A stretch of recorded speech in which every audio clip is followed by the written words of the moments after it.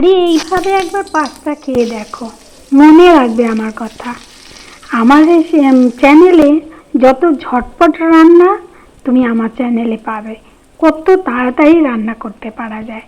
আমি পাস্তা নুন দিয়ে সিদ্ধ করে নিয়েছি, ওটা 5 মিনিট।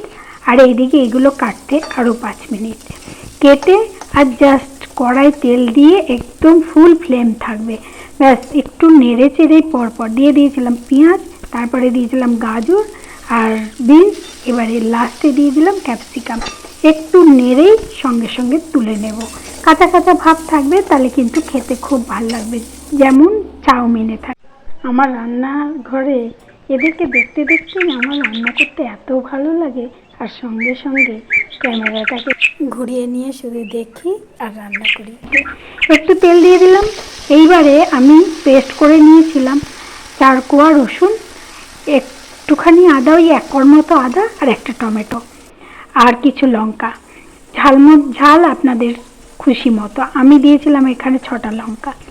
আর দিয়ে দিলাম 1/2 চামচ নুন, কারণ নুনটা যেহেতু পাস্তাতে দেওয়াই ছিল, বেশি দেওয়া যাবে না। আর দিয়ে দিলাম 1/2 চামচ চিনি, দিয়ে ভালো করে নেড়ে চেড়ে যখন এইটা একদম কষানো হয়ে যাবে, তখন কিন্তু দিয়ে দেব প্রায় 3 চামচ মতো টমেটো সস দিয়ে দিলাম।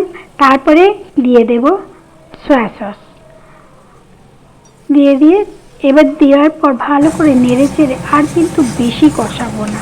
তারপরে দিয়ে দেব পাস্তাগুলো কিন্তু নুন দিয়ে 5 মিনিট যখন সিদ্ধ করা হয়ে গেছে, তারপরে ঠান্ডা জল দিয়ে একটু ধুয়ে নিতে হবে, নাহলে কিন্তু ওগুলো লেগে যাবে। ঠান্ডা জল দিয়ে ধোয়া হয়ে গেলে আর লেগে যাবে না।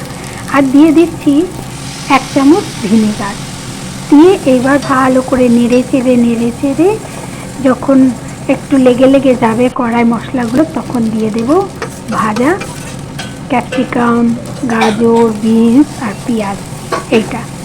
এটা দিয়ে নেড়ে চেড়ে যখন আবারও লাগা হয়ে যাচ্ছে, এই সময় গ্যাসটা মিডিয়ামে রাখলে ভালো হবে। তারপরে এরপর দিয়ে দেব একটুখানি ঢাকা দিয়ে দেব, কারণ সবজির গন্ধগুলো যেন একদম পাস্তার মধ্যে ঢুকে যায়, বেশ স্মেলটা খুব ভালো হবে আর খেতেও টেস্ট হবে। তারপরে দিয়ে দিলাম বেশ কিছুটা ধনেপাতা। ব্যাস হয়ে গেল। সব মিলিয়ে আমি বলতে পারি মিনিট 20 লাগবে। এই মিনিট 20-তে অসাধারণ যা পাস্তা হবে না, খেয়ে মনে রাখবে।